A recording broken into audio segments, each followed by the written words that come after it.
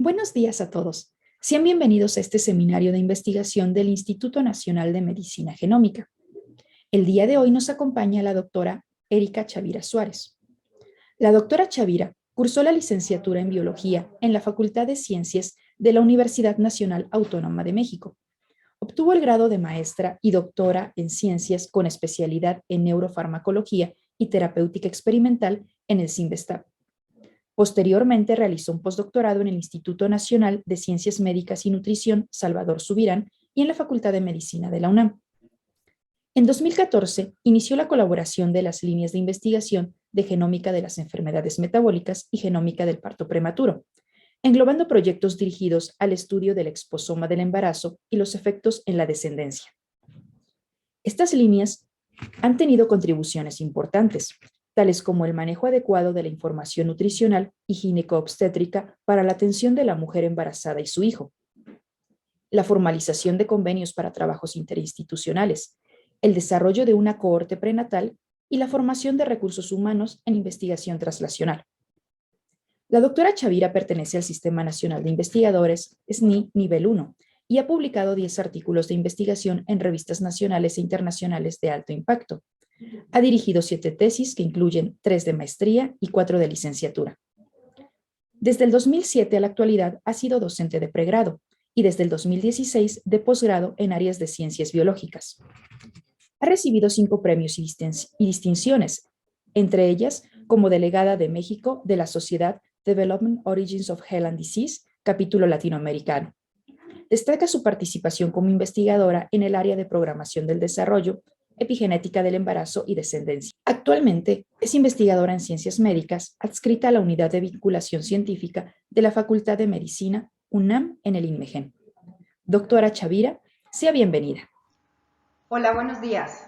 Soy Erika Chavira Suárez, me encuentro dentro de la Unidad de Vinculación Científica de la Facultad de Medicina de la UNAM, en el Instituto Nacional de Medicina Genómica.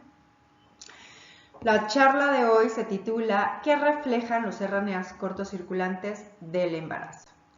Como datos generales quiero comenzar mencionándoles que en el genoma humano Actualmente sabemos que se encuentran alrededor de 3 billones de bases, de pares de bases, que entre ellas codifican solamente para el 2% de las proteínas en una célula y el resto tiene codificación para el RNA no codificante.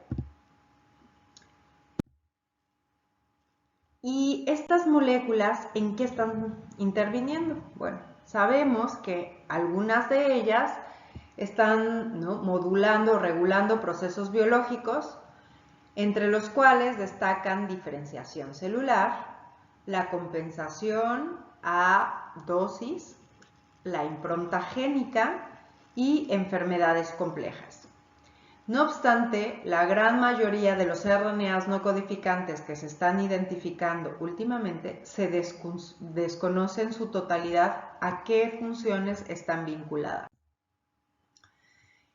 Por otra parte, sabemos que existen diferentes tipos de acuerdo a su tamaño, a su estructura, a su conformación y su función en la célula. Podemos encontrar al interior del núcleo RNAs ribosomales y nucleolares, o también los precursores de RNAs y los que participan en la formación de esplazosomas. Por otra parte, en el citoplasma están los largos no codificantes, otros RNAs cortos como son los microRNAs, sirnas y piwis. Y finalmente también podemos encontrar los que son codificantes, los RNAs mensajeros, o bien otros que son los tRNAs, los de transferencia, y los ribosomales. A su vez, ya habrán escuchado que existen exosomas, ¿no?, que son moléculas que, como tipo microvesículas, que tienen un contenido de diferentes tipos de RNAs y otras moléculas, entre ellos RNAs mensajeros y microRNAs. Entonces, es difícil poderlos clasificar solamente por su tamaño, sino también, como les mencionaba, deben de estar, ¿no?, se debe de encontrar una mejor clasificación de acuerdo a su conformación y a su función celular.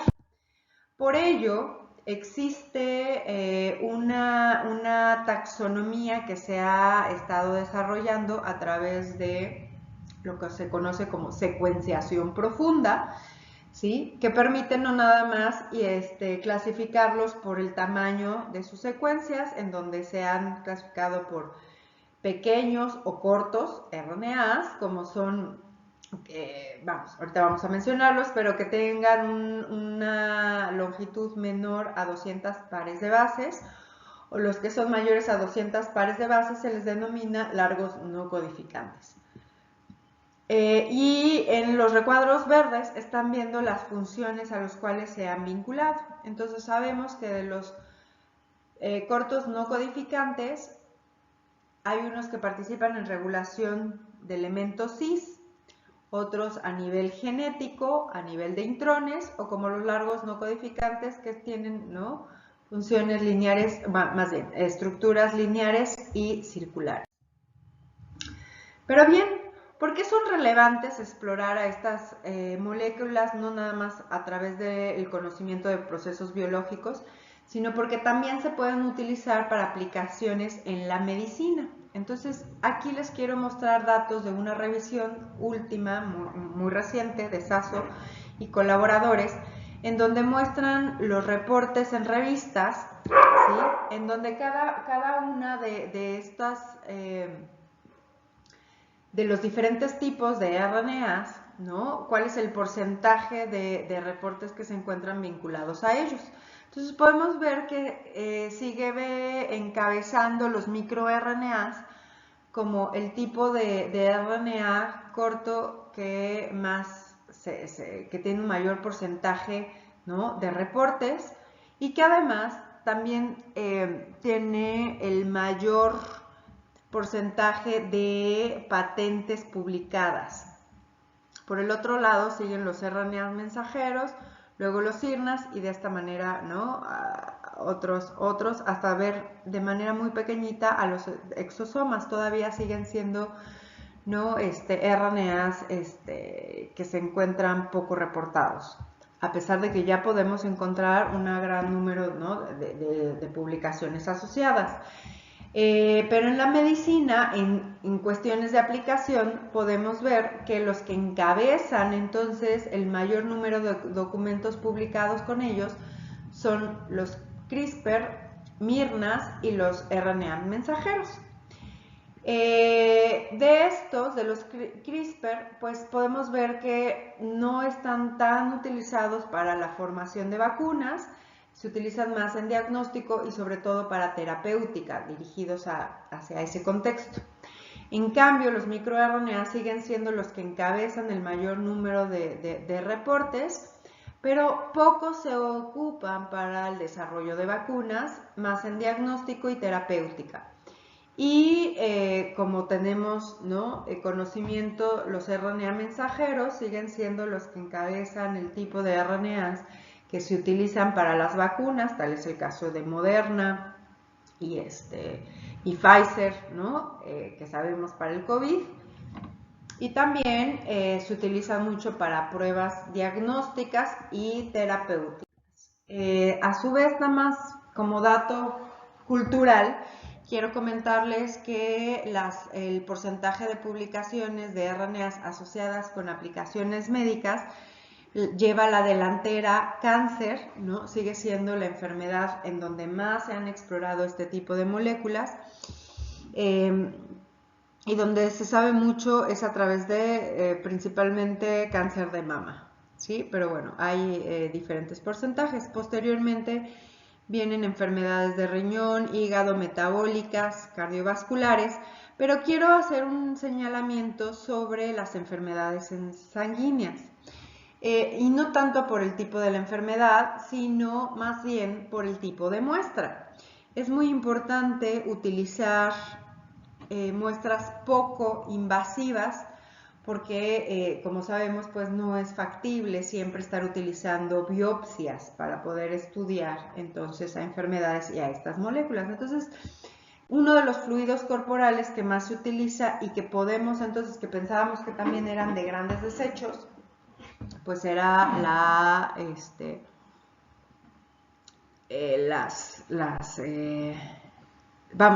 sangre. Sin embargo, ahora quiero comentar sobre uno de los procesos biológicos más hermosos que, ¿no?, podemos tener las mujeres, que es el embarazo, y que además genera grandes cambios en la mujer a través de modificaciones anatómicas, fisiológicas, metabólicas, inmunológicas, que tienen que estar todo en concordancia espacio-temporales de acuerdo al crecimiento y la evolución misma del embarazo, para que se llegue a buen término y que además no merme o afecte la salud de la mujer. Para ello es muy importante mencionar que en las diferentes etapas del desarrollo prenatal, por eso le pongo estas figuras, existe una elevada tasa de proliferación y diferenciación celular. Esto es porque el embrión, cuando se convierte, ¿no?, ya en feto, comienza la duplicación de masa celular y entonces se están generando todos estos órganos y tejidos esenciales para la vida de este nuevo ser.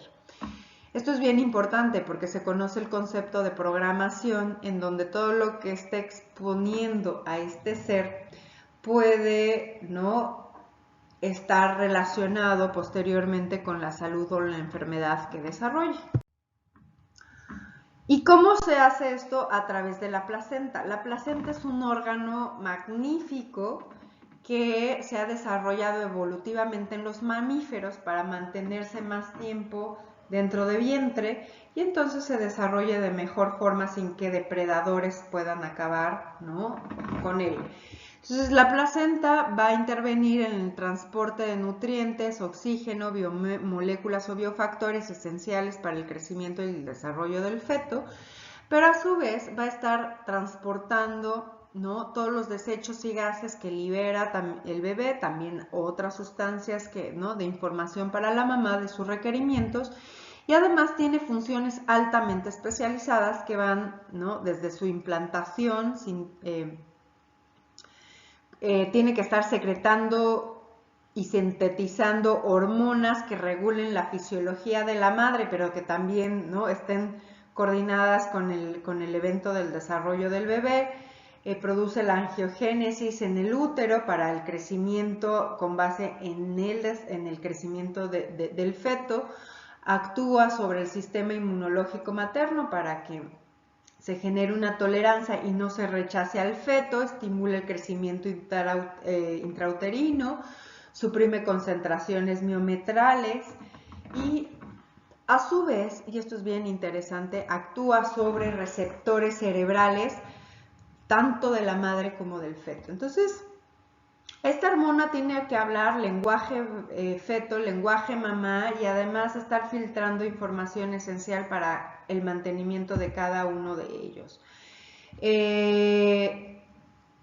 Por la parte de la placenta, hoy sabemos que existen microRNAs que están asociados con la regulación de todas estas funciones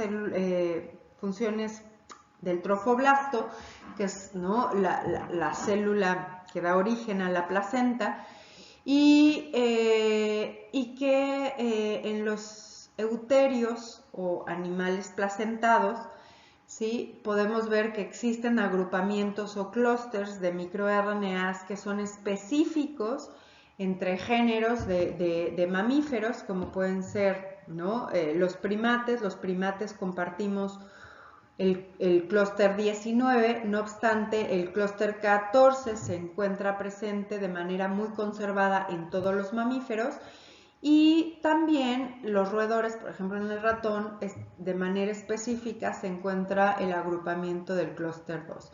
Entonces, como ven, estas moléculas de microRNA a la vez pareciera que son parte de la evolución en el desarrollo de este tejido. Un dato muy importante para poder desarrollar estudios, no nada más a nivel de unos cuantos microRNA, sino de manera masiva, es poder secuenciarlos. Todo esto se ha podido desarrollar y entender mejor, ¿no?, la participación de estas moléculas a través de la secuenciación en diferentes tejidos.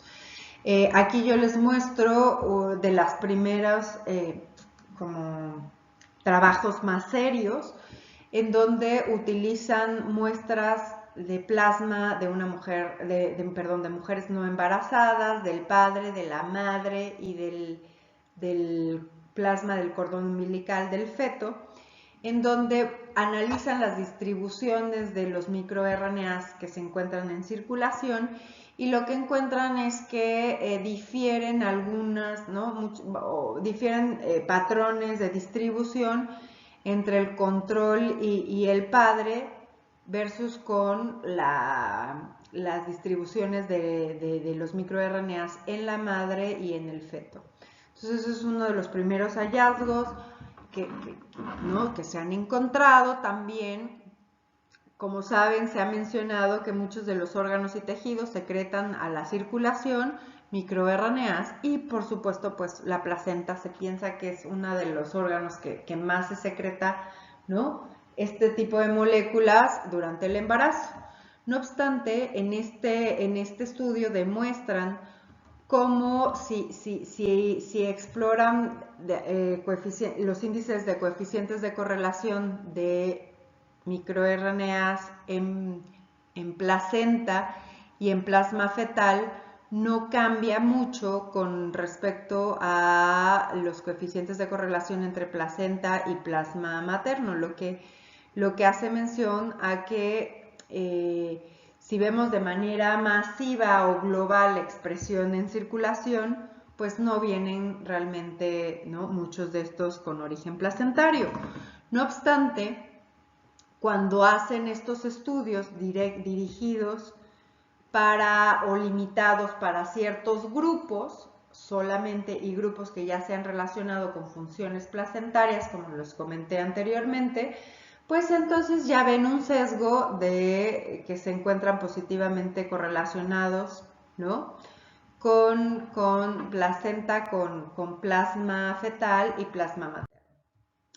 Pero de estos estudios, como yo no he estado estudiando, podemos ver que existen grandes limitaciones en la literatura para poder estudiar a los microRNA circulantes en el plasma materno. Entre ellos es porque hay estudios que solamente son transversales, exploran solo un momento del embarazo, ¿sí? Posteriormente también vemos que se estudian casos y controles. Esto también es limitante, ya que estas moléculas casi es que en cualquier cambio están, ¿no? En cualquier cambio o contexto, etapa de vida del individuo, se expresan de manera diferencial. Entonces esto es casi, ¿no? Por lógica obtener que un caso y un control van a ser diferencialmente expresados.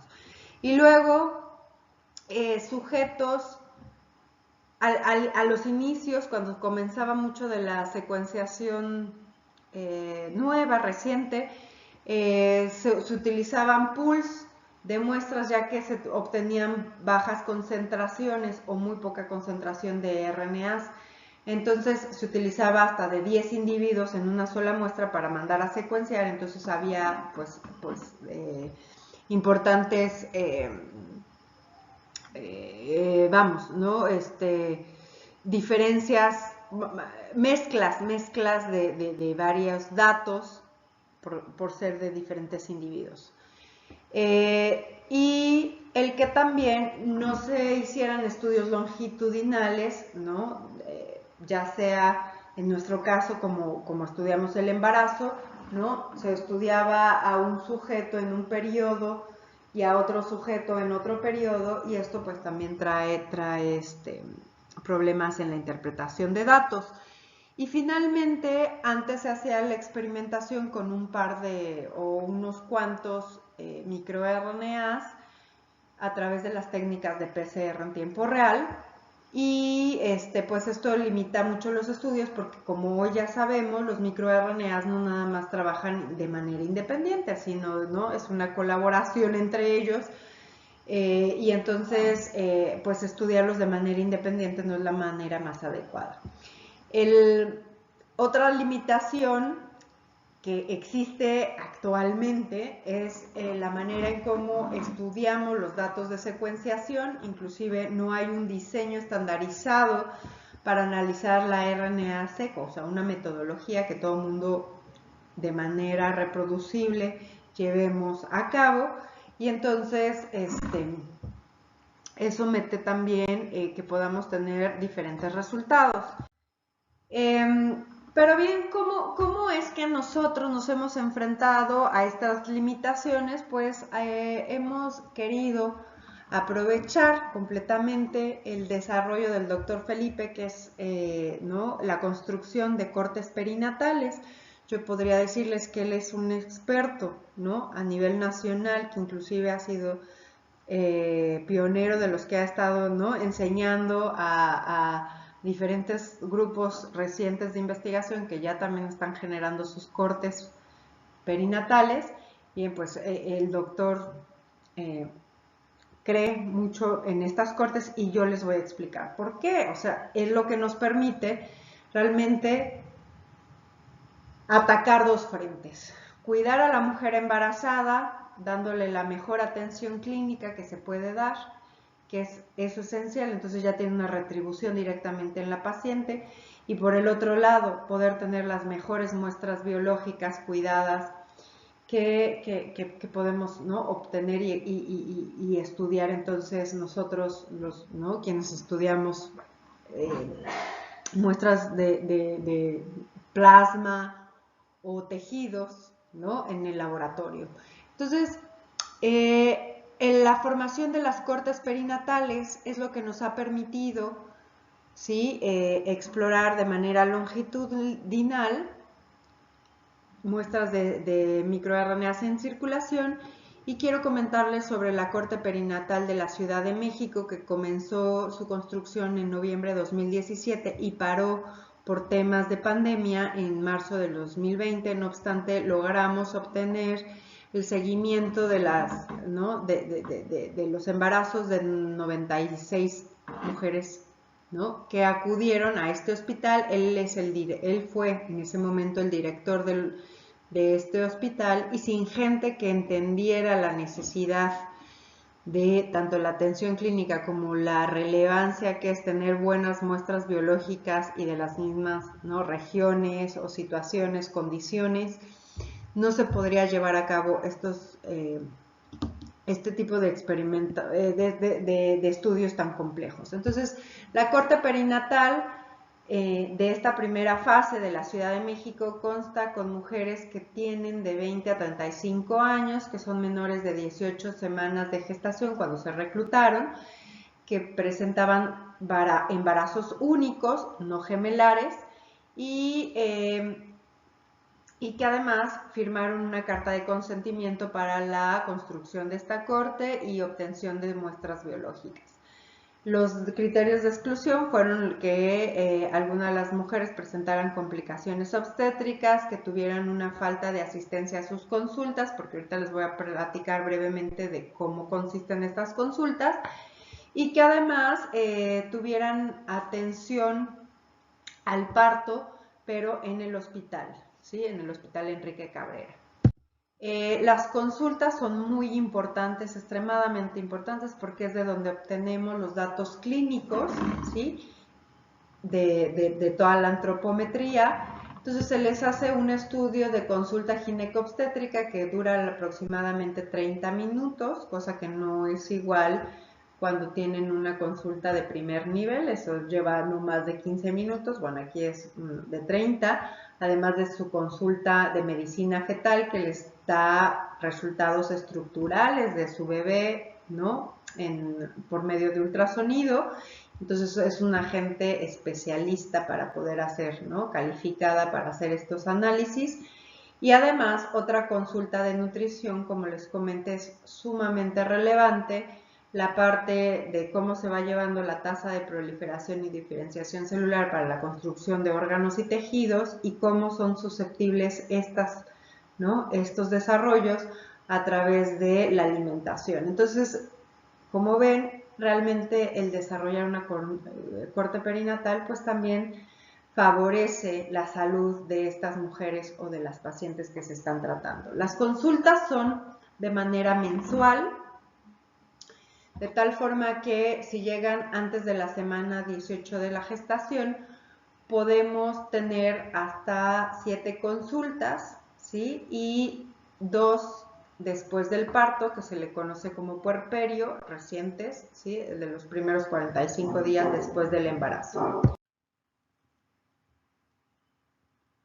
Les voy a comentar el diseño de estudio para poder explorar sobre los microRNA circulantes en la corte.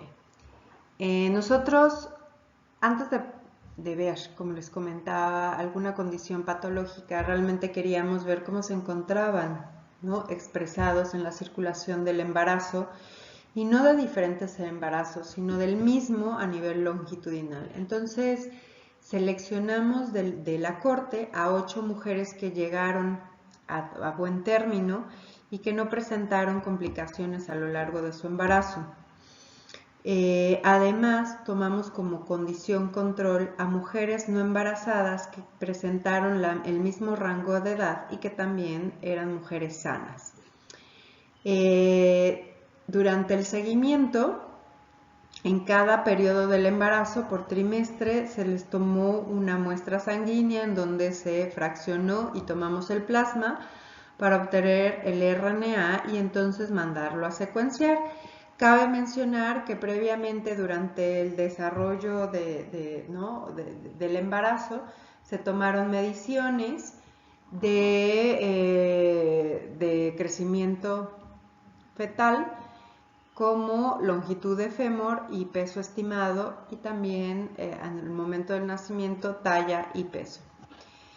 Esto quiero mencionar lo que fue muy relevante el seguimiento por parte del equipo clínico, sobre todo la ginecobstetra, quien se encargó, ¿no?, de verificar que nada más el embarazo se llevara de manera óptima, sino que también todas las mediciones y todo, ¿no?, quedara dentro de las condiciones para poder explorarlas posteriormente. Y también, ¿no?, comentarles que de este inicio de trabajo del diseño de estudio y la parte completamente de estandarización, es que se tituló de licenciatura esta Karen Celaya, quien estuvo muy al pendiente de verificar, ¿no?, las condiciones de las mujeres, de los sujetos de estudio y también de las mujeres no embarazadas. Por la otra parte, tengo que mencionar que sin el apoyo, ¿no?, del conocimiento del doctor Fabián Jasso, no hubiéramos podido secuenciar, porque él es experto en el área de RNAs y además trabaja con sueros bovinos. Por supuesto, él nos decía, en suero bovino yo utilizo alrededor de 500 mililitros y nosotros no podíamos sangrar a una mujer para obtener 500 mililitros. Entonces, la estrategia metodológica para poder secuenciar fue gracias a que Fabián dijo, no, sí, arriésguense, busquen si hay RNA en circulación. Entonces, ¿no?, bueno, necesariamente esta fase de arranque se la demos gracias a él. Y a Mariana, quien nos ha ayudado, por supuesto, y que hoy ya es parte de nuestras colaboradoras, ¿sí?, nos ha ayudado en gran parte con el desarrollo bioinformático de los datos. No obstante, quiero agradecer también al doctor Alfredo Mendoza, porque hay unos estándares para poder, ¿no?, de calidad que se utilizan en todas las unidades de alta tecnología, pero que como nosotros no lo seguíamos, al estar arriesgándonos con un proyecto en donde no cumplen los estándares, no se hubiera podido llevar a cabo si él no accede a que, ¿no?, lo hiciéramos. Entonces, crean que el inicio fue bastante cardíaco, ¿sí?, de mucha adrenalina, pero les voy a contar cuál ha sido lo interesante que hemos encontrado con todo ello. Entonces, bueno, esto es importante mencionarlo a cada uno de ellos. Entonces, una vez que ya teníamos todas las anotaciones de las secuencias filtradas y que además eran de alta calidad, ¿sí?, llegó al instituto el doctor Humberto Gutiérrez y comenzamos entonces una gran colaboración que ha sido muy importante para el crecimiento en el grupo, con también la llegada de esta Alma Hernández, quien ella empezó desde su servicio social, hizo su tesis de licenciatura con estos datos que les voy a mostrar y que actualmente se encuentra en su maestría. Entonces, Alma, junto con Humberto, yo nos hemos estado reuniendo para poder explorar qué es lo que nos están diciendo entonces los microRNAs en la circulación de las mujeres embarazadas. Y al igual que los antecedentes que les mostré, nosotros, ahorita no muestro por tiempo, no muestro, ¿no?, todos los resultados, pero no encontramos diferencias globales en la expresión de microRNA circulantes en mujeres embarazadas versus no embarazadas. Pero al momento de limitarnos, ¿no?, solamente en los que encontramos en circulación de los 1449, sí pudimos detectar unos cuantos que se encontraban mayormente expresados en primer trimestre, segundo y sobre todo en tercer trimestre, y que estos caían después del embarazo. Posteriormente, como les comenté en las referencias, ya se han tenido grupos de microRNAs que están vinculados a funciones placentarias. Entonces, como una primera estrategia fue tomar la lista de los que conformaban al clúster del cromosoma 14, ¿se acuerdan que estos se comparten en mamíferos?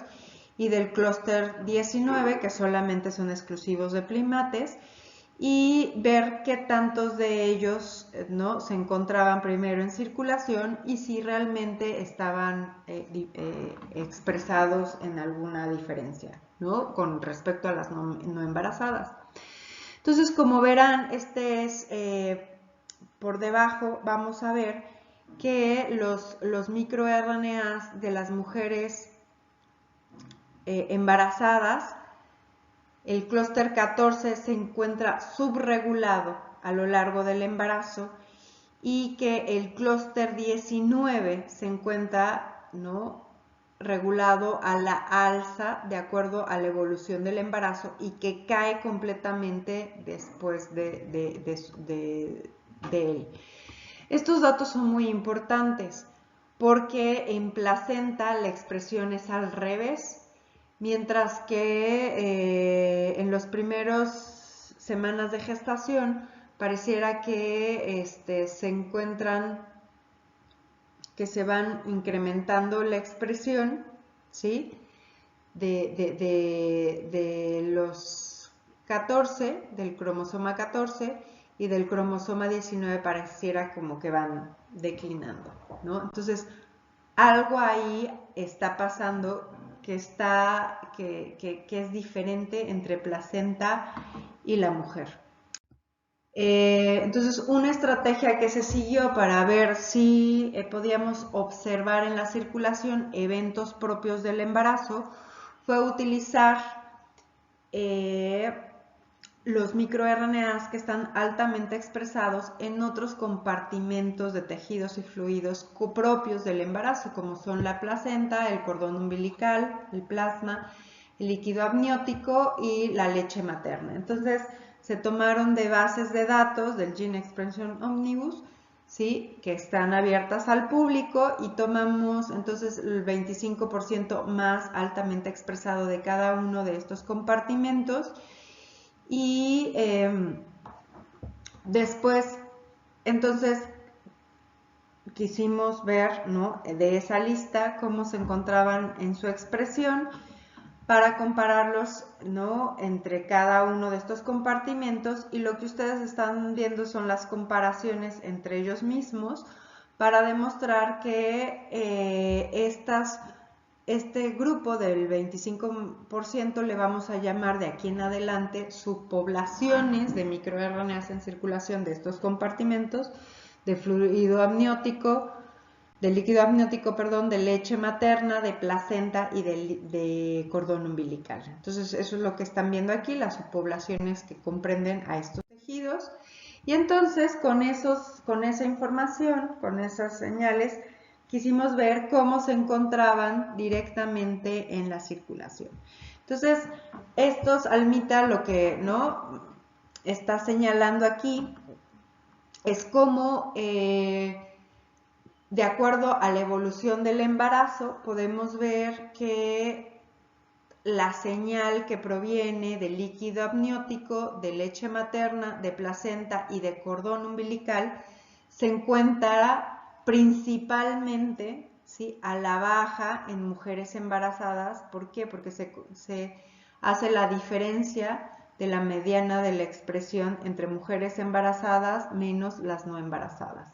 Entonces, por alguna razón, pareciera que toda esa señal que está altamente expresada en los compartimentos, en la circulación, se encuentra ¿no? generalmente expresada a la baja.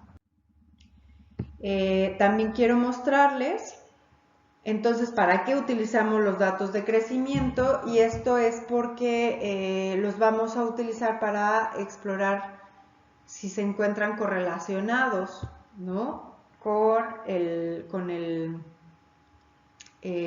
algunas de los grupos de microRNAs o con alguna firma particular. Y entonces, con el seguimiento con Humberto y Mariana, ¿sí?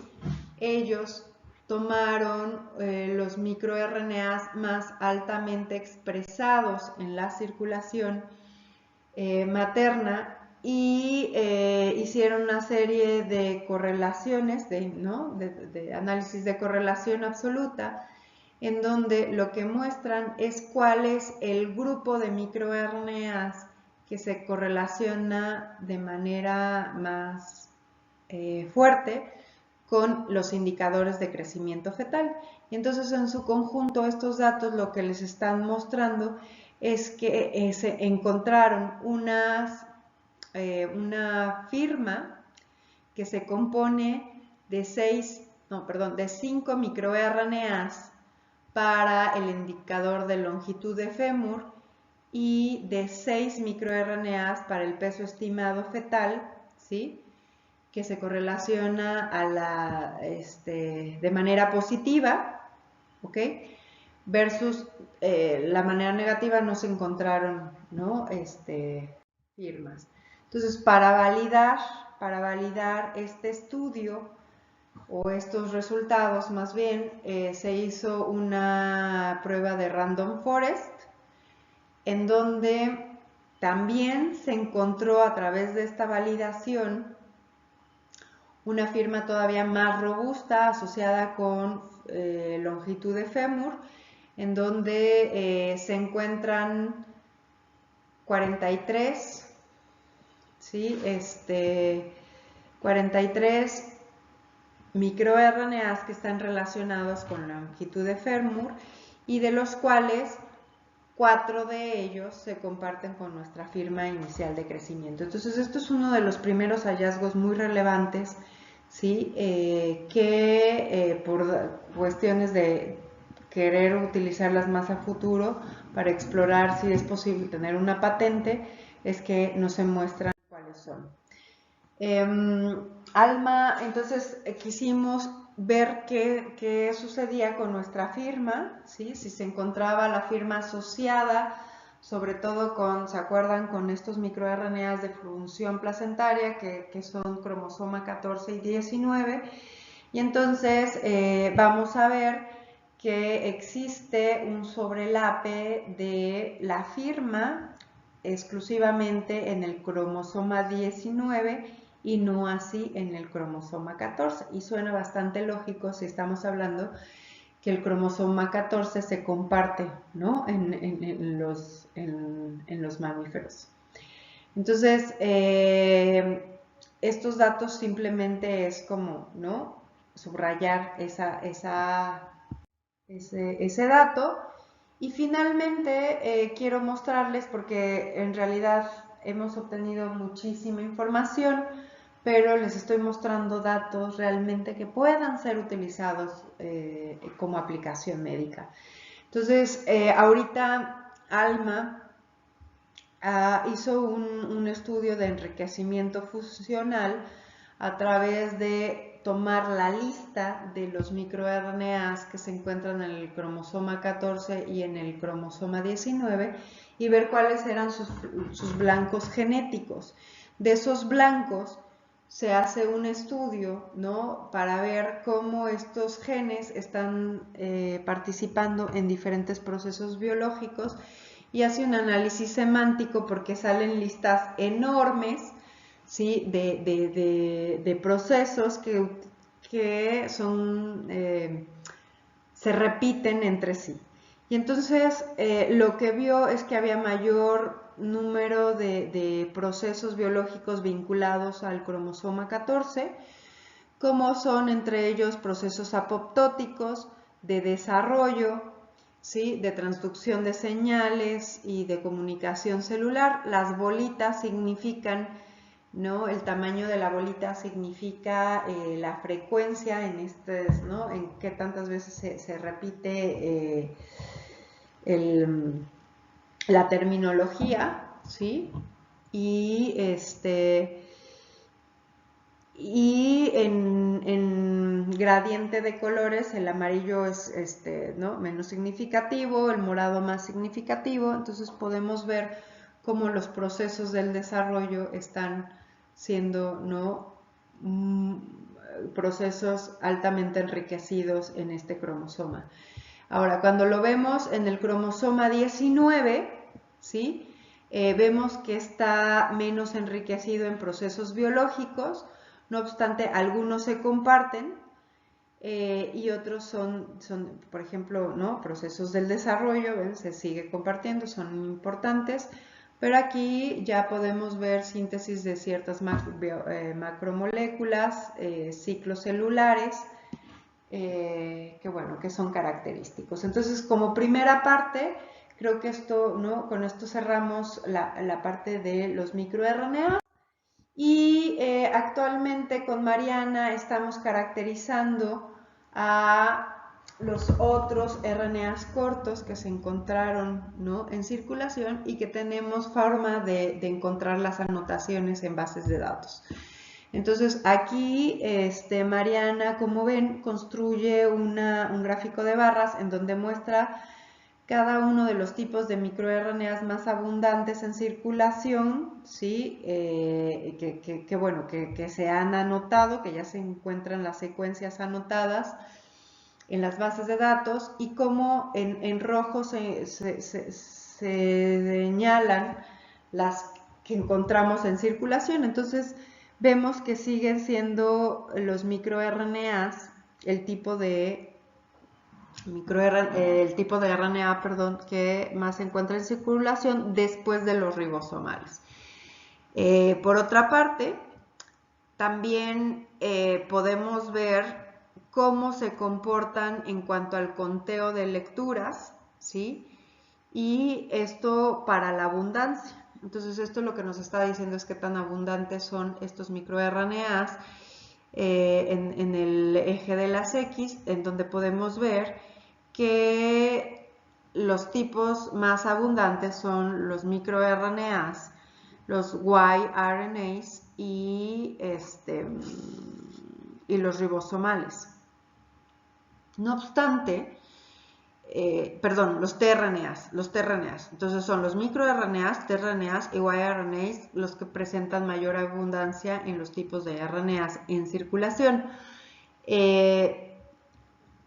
Y a su vez, este gráfico de variantes de calor muestra cuáles son, de acuerdo al patrón también del periodo, ¿sí?, cuál es el número o cuáles son los de mayor número. Entonces podemos ver que siguen siendo los que se encuentran con mayor numeración en circulación, siguen siendo los microRNAs, pero aquí con este tipo de gráficos podemos identificar cómo se decae también, ¿no?, una proporción importante después del embarazo de este tipo, y que en el embarazo la expresión es muy homogénea, ¿no?, en alguno de ellos. Entonces, bueno, ya podemos ir identificando.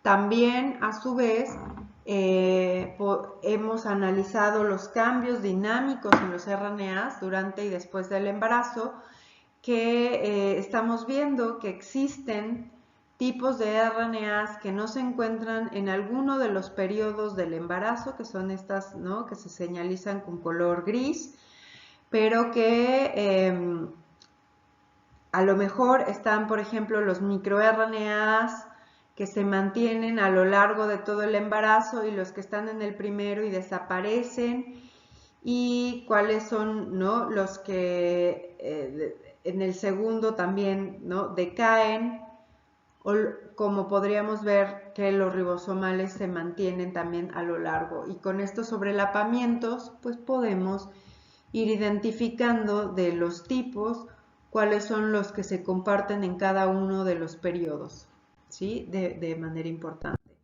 Entonces, por otro lado, también se han explorado las trayectorias de los RNAs, ¿sí?, en donde en su mayoría se podría decir que se encuentran de manera presente a lo largo del embarazo.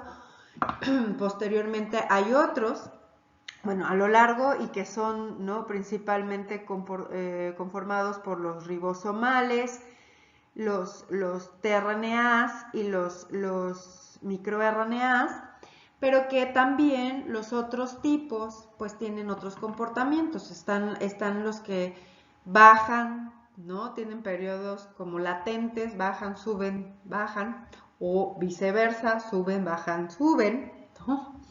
Que este es otro comportamiento también importante, o los que se encuentran a la baja y van subiendo, ¿no? Estos ya son muy específicos, son pocos RNAs de un tipo particular. Entonces podemos ver estas trayectorias y finalmente quiero mostrarles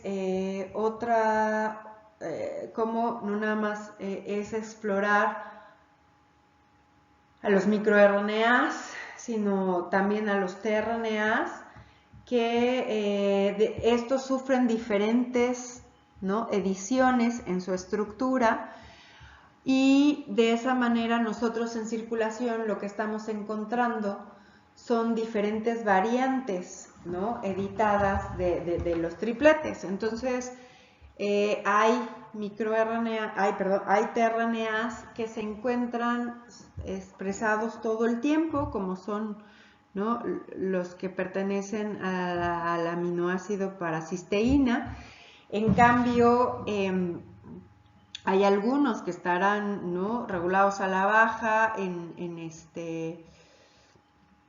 en alguno de los periodos del embarazo y que después del embarazo suben, o como varias variantes, ¿no?, de algunos aminoácidos que se encuentran subregulados, ¿sí?, y que en etapas posteriores pueden incrementar. Entonces esto nos puede hablar de un tipo de metabolismo que se esté llevando particular en el embarazo. Digo, eso lo sugiere, es un dato potencial, aún necesitamos explorar más al respecto, pero otra de las evidencias muy interesantes es que también podemos encontrar tRNAs de origen mitocondrial. Entonces, estos datos son muy nuevos, recientes, que estamos tratando de comprender mejor, pero que posiblemente sí están, ¿no?, muy vinculados con procesos metabólicos de la mujer embarazada. Y bueno, con todo esto quiero agradecer, ¿no?, a todos, solamente dejarles la información final, ¿no?, que lo que nos está reflejando principalmente el estudiar estos RNAs es que son señales dinámicas que no se pueden estudiar de manera independiente, tienen que estudiarse de manera colectiva a los microRNAs, que están reflejando procesos propios del embarazo y que además podemos obtener firmas, ¿no?, del desarrollo del crecimiento, que son potenciales firmas para poder monitorear, ¿no?, a la salud de la embarazada y del bebé, y que finalmente sí están dando indicios de procesos, ¿no?, y cambios, transformaciones que está llevando a cabo la mujer. Entonces, con esto, bueno, quiero darle las gracias a los colaboradores clínicos que sin su sensibilidad, ¿no?, para la parte de investigación no sería posible, ¿sí?, porque sabemos que siempre su primer objetivo es salvaguardar el bienestar de la mujer embarazada, pero ellos nos han albergado y nos han permitido, ¿no?, construir este tipo de información en conjunto traslacional. A los estudiantes que realmente han sido piedra angular, yo siempre les digo, porque sin ellos no podemos colectar muestras, colectar datos, seguir avanzando, entendiendo más estas discusiones enriquecidas que se van dando. Entonces hay varios de ellos que se han quedado con nosotros, hay otros que ya volaron y ya están, ¿no?, en otras, a lo mejor en otras áreas a nivel profesional, o siguen en la parte ejerciendo su profesión, pero que nos han aportado mucho.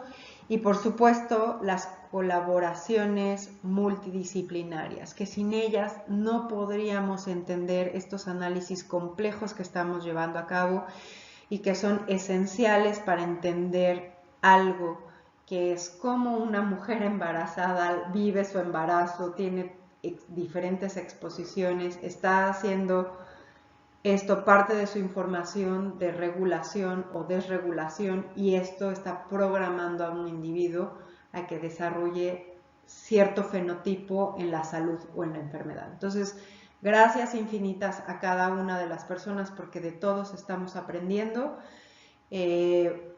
A los patrocinios, que bueno, todos son de Felipe, ¿no? Los apoyos económicos, pero que sin ellos no hemos podido, ¿no?, generar las construcciones de la corte y los demás, ¿no?, datos experimentales, y que vamos progresando en conjunto. Gracias, y gracias a cada uno de todos los que han estado en la unidad participando.